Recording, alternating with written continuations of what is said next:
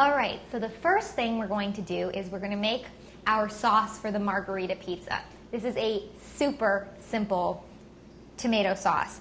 And you can see the first step we're going to do is we're going to drain these tomatoes. I've already drained these ones, and I'll get rid of this extra liquid right now, actually. This is just a can, 28 ounces of whole plum tomatoes. I'm going to grab, seeded these earlier, drain them and seed them. And how you do that, you take the plum tomato, score it on one side. This is why we have this bowl handy here.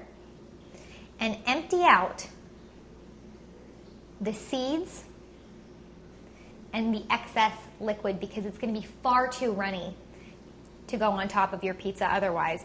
And those seeds, first of all, they're unsightly, but they're also a bit bitter. And that's my last one here. Drain that out. This tomato is a bit split anyhow.